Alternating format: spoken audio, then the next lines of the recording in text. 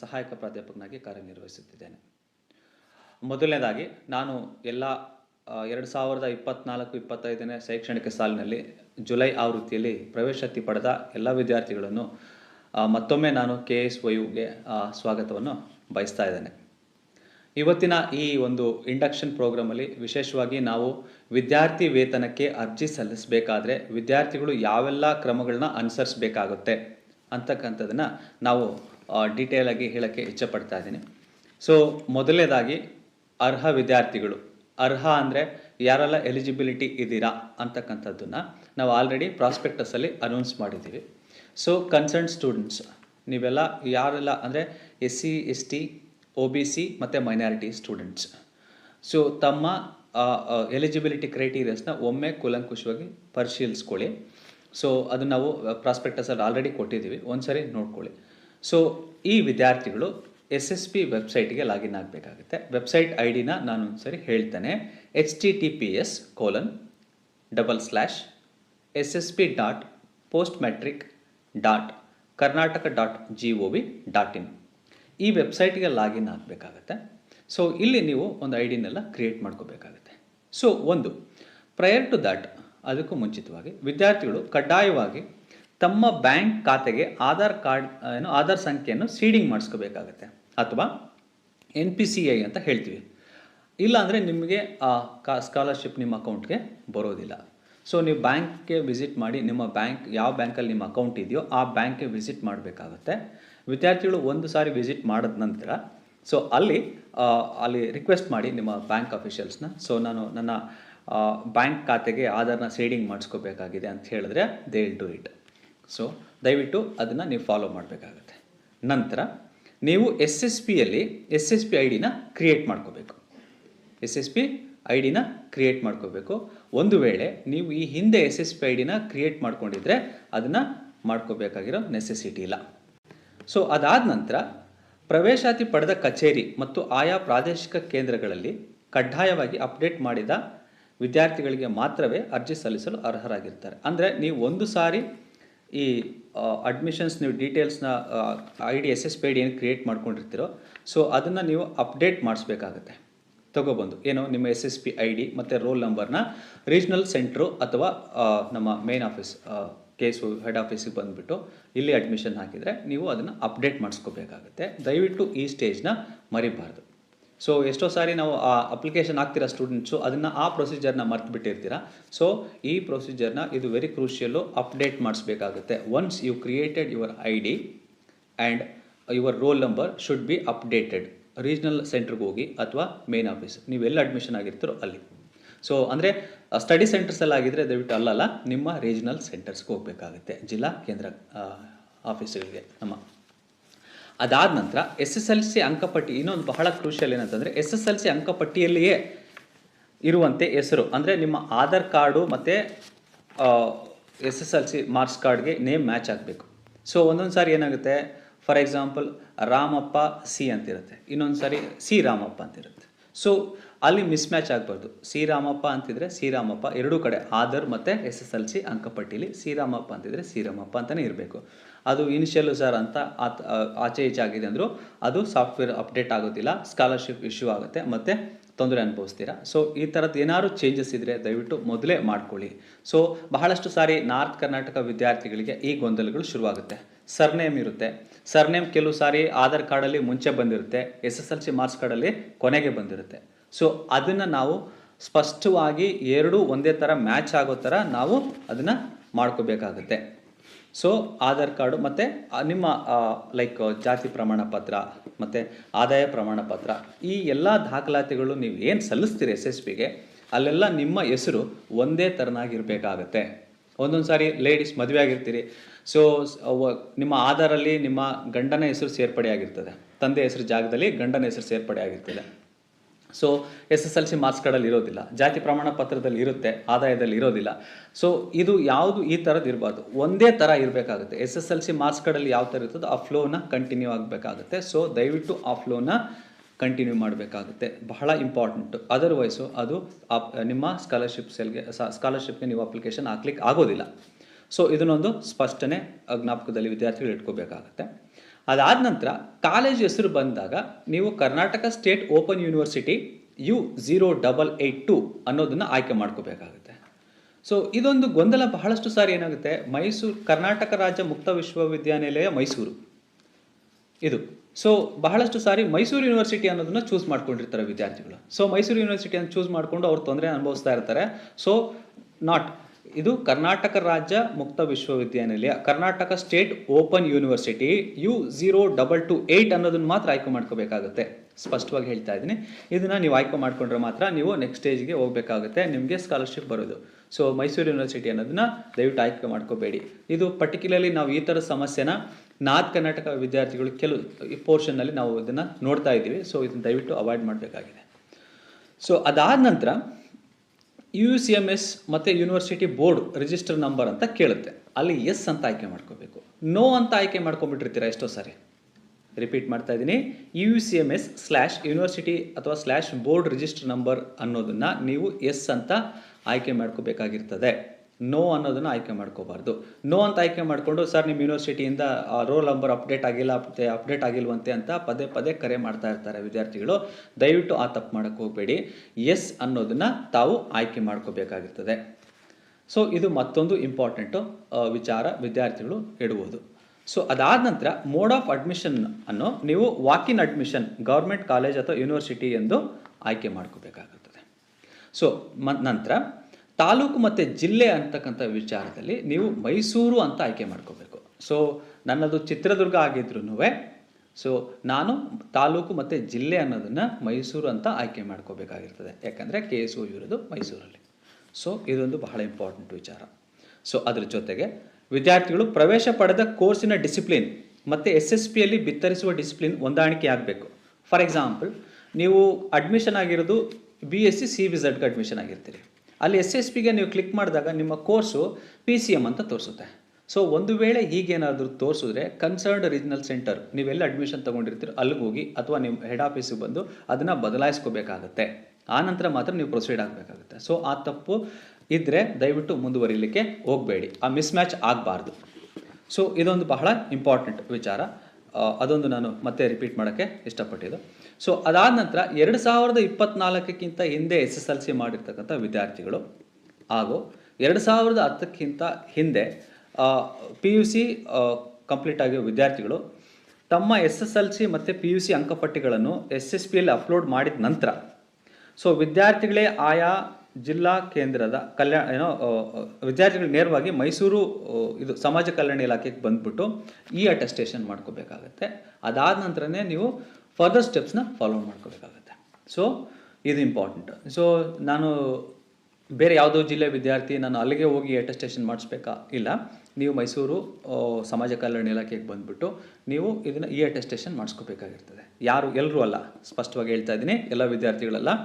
2004ಕ್ಕಿಂತ ಹಿಂದೆ SSLC complete ಆಗಿರೋ ವಿದ್ಯಾರ್ಥಿಗಳು, 2010ಕ್ಕಿಂತ ಹಿಂದೆ PU ಕಂಪ್ಲೀಟ್ ಆಗಿರೋ ವಿದ್ಯಾರ್ಥಿಗಳು ತಮ್ಮ SSLC ಮತ್ತು PU ಅಂಕಪಟ್ಟಿಯನ್ನು ಅಪ್ಡೇಟ್ ಮಾಡಿದ ನಂತರ ಇಲ್ಲಿ SSPಯಲ್ಲಿ ಈ ದೃಢೀಕರಣ, ಅಟೆಸ್ಟೇಷನ್ ಮಾಡಿಸ್ಬೇಕಾಗಿರ್ತದೆ. ಎಲ್ಲಿ ಅಂತಂದರೆ ಸೋಷಿಯಲ್ ವೆಲ್ಫೇರ್ ಡಿಪಾರ್ಟ್ಮೆಂಟ್, ಮೈಸೂರು.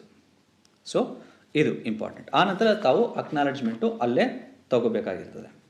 ಅದಾದ ನಂತರ ಆನ್ಲೈನ್ ಮೂಲಕ ಅರ್ಜಿಯನ್ನು ಎಚ್ಚರಿಕೆಯಿಂದ ಹಂತವಾಗಿ ಪೂರ್ಣಗೊಳಿಸಬೇಕಾಗಿರ್ತದೆ. ಯಾವುದೇ ಏನಾದರೂ ಎರರ್ಸ್ಗೆ ಅವಕಾಶ ಕೊಡಬೇಡಿ. ನಾನು ಅಂದರೆ ಈ ಹಿಂದೆ ಹೇಳಿದೆ ಹಲವಾರು ಎರರ್ಸು ನೀವು ಮಾಡೋ ಚಾನ್ಸಸ್ ಇರುತ್ತೆ, ಅದನ್ನು ಯಾವುದನ್ನು ಅವಕಾಶ ಕೊಡಬೇಡಿ.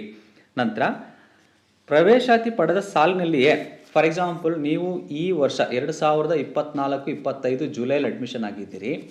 ಸೊ ಕೆಲವು ಲಾಸ್ಟ್ ಡೇಟ್ಸ್ ಇದೆ. ಫಾರ್ ಎಕ್ಸಾಂಪಲ್ SC ಸ್ಟೂಡೆಂಟ್ಸ್ಗೆ ನಾವು ಲಾಸ್ಟ್ ಡೇಟ್ ಕೊಟ್ಟಿರೋದು ಫೆಬ್ರವರಿ 25 ಇದೆ.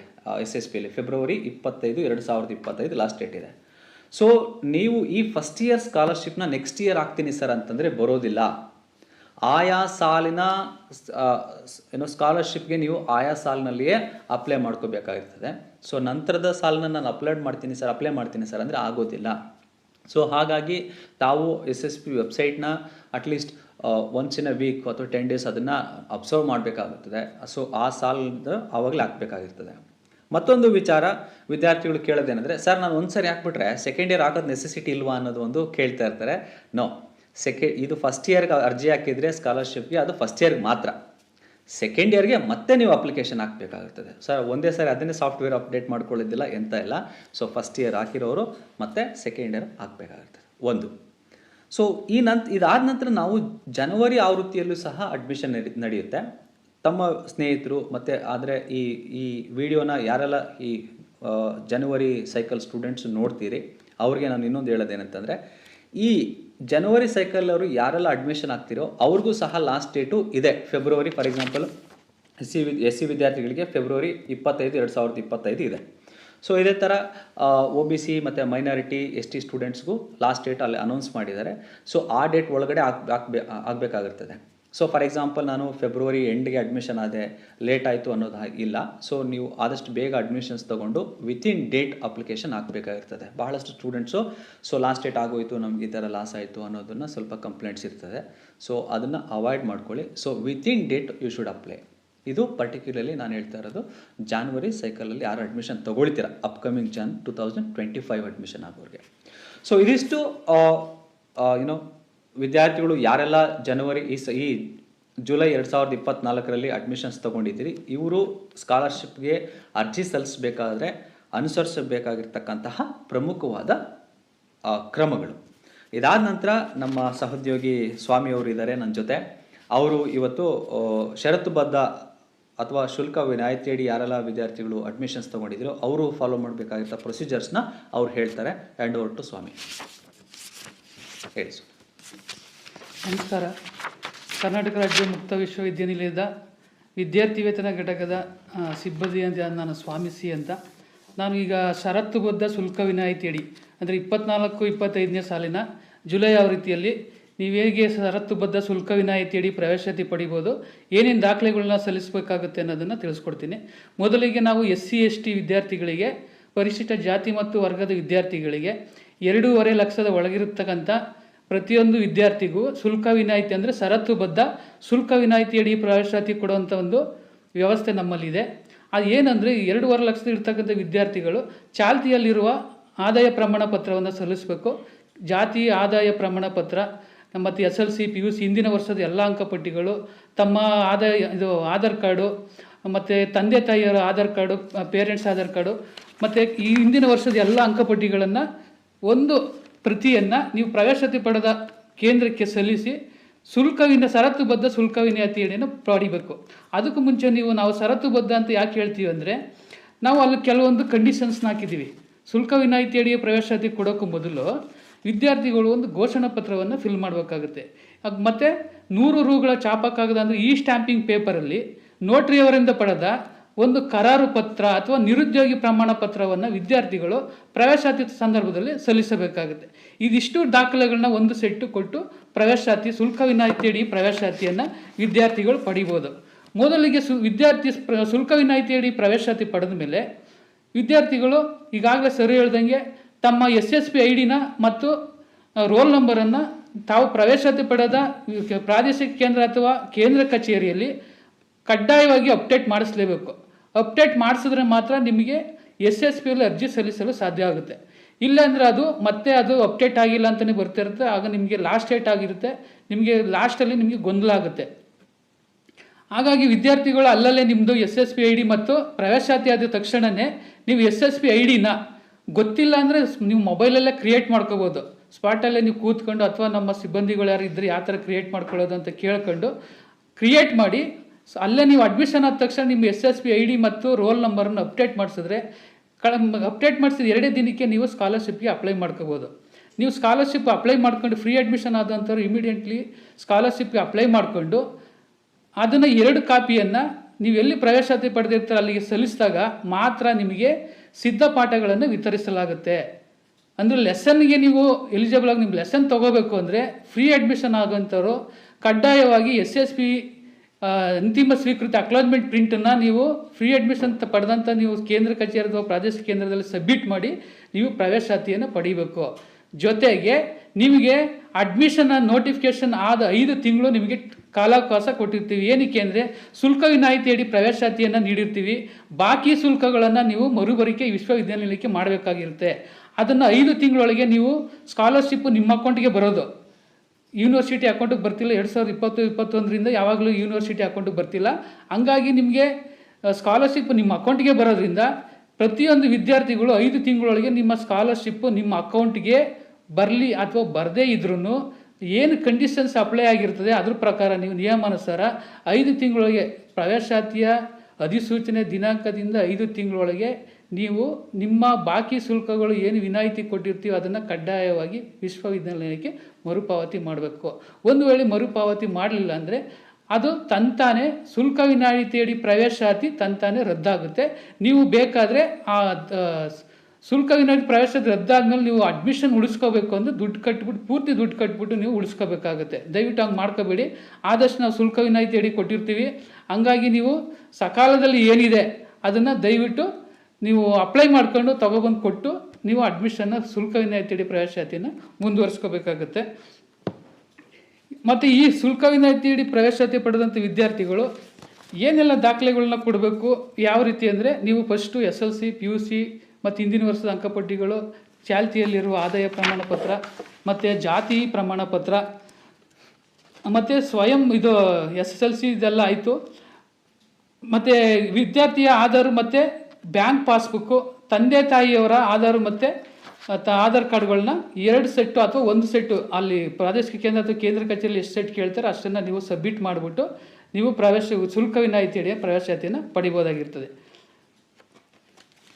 ಅಥವಾ ನಿಮಗೆ ಅನುಕೂಲ ಇದ್ದರೆ ಶುಲ್ಕ ವಿನಾಯಿತಿಯಡಿ ಪ್ರವೇಶಾತಿಗೆ ಅನುಕೂಲ ನಿಮಗೆ ಪೂರ್ತಿ ನಾನು ಫೀಸ್ ಕಟ್ಬಿಟ್ಟೆ ನಾನು ಸ್ಕಾಲರ್ಶಿಪ್ ತೊಗೋತೀನಿ ಅನ್ನೋದಾದರೂ ಅದು ನಿಮ್ಮ ಅನುಕೂಲಕ್ಕೆ ಬಿಟ್ಟಿದ್ದು. ನೀವು ಇಮ್ಮಿಡಿಯೇಟ್ ಮಾಮೂಲಿ ಪೂರ್ತಿ ಫೀಸ್ ಕಟ್ಬಿಟ್ಟು ಅಥವಾ BPL ಕಾರ್ಡ್ ಹೋಲ್ಡರ್ ಯಾರಿರ್ತಾರೆ ಮಹಿಳೆಯರಿಗೆ ಅವರಿಗೆ 10% ಡಿಸ್ಕೌಂಟ್ ಇದೆ ಫೀಸಲ್ಲಿ. ಅಂಥ ಸ್ಟೂಡೆಂಟ್ಗಳು ಪೂರ್ತಿ ಹಣವನ್ನು ಕಟ್ಬಿಟ್ಟು SC ST ಸ್ಟೂಡೆಂಟ್ಗಳು ಆಮೇಲೆ ತದನಂತರ 2 ದಿನದಲ್ಲಿ ಮತ್ತೆ ಅಪ್ಡೇಟ್ ಮಾಡಿಸಿ ನೀವು ಸ್ಕಾಲರ್ಶಿಪ್ ಅಪ್ಲೈ ಮಾಡ್ಕೊಂಡು ನೀವು ಮತ್ತೆ ಅದೇ ಡಾಕ್ಯುಮೆಂಟ್ಸ್ನ ಎಲ್ಲ ಒಂದು ಸೆಟ್ಟನ್ನು ತೊಗೊಬಂದರೆ ನಿಮ್ಮ ಅಕೌಂಟಿಗೆ ನಿಮಗೆ ದುಡ್ಡು ಬರ್ತದೆ. ಆದರೆ ನಿಮ್ಗೆ ಯಾವುದೇ ರೀತಿಯ ಅದನ್ನು ನಾವು ಕಂಡೀಷನ್ಸು ಅದಕ್ಕೆ ಅಪ್ಲೈ ಆಗೋಲ್ಲ. ನೀವು ದುಡ್ಡು ಕಟ್ಟಿರ್ತೀರ, ನೀವು ಅಕೌಂಟಿಗೆ ನಿಮಗೆ ದುಡ್ಡು ಬರೋ ಥರ ನೀವು ಅಪ್ಲೈ ಮಾಡ್ಕೊಂಡು ಅದನ್ನು ಇದು ಮಾಡ್ಕೊಳ್ಳೋ ಜವಾಬ್ದಾರಿ ನಿಮ್ಮದಾಗಿರುತ್ತೆ. ಇಷ್ಟು ಹೇಳ್ತಾ ಇರ್ತೀವಿ ನಮ್ಮ ಸ್ಕಾಲರ್ಶಿಪ್ಪು ವಿದ್ಯಾರ್ಥಿ ವೇತನ ಕಡೆಯಿಂದ. ಧನ್ಯವಾದಗಳು ಸ್ವಾಮಿ. ಇಷ್ಟು ಸ್ಪಷ್ಟವಾದ ಮಾಹಿತಿಯನ್ನು ನಾವು ಕೊಡಲಿಕ್ಕೆ ಇಚ್ಛಪಡ್ತೀವಿ. ಸೊ ಮತ್ತೇನಾದರೂ ಕ್ವೈರೀಸ್ ಇದ್ದರೆ ನೀವು ಯು ಕ್ಯಾನ್ ಕಾಂಟ್ಯಾಕ್ಟ್ ಅಸ್.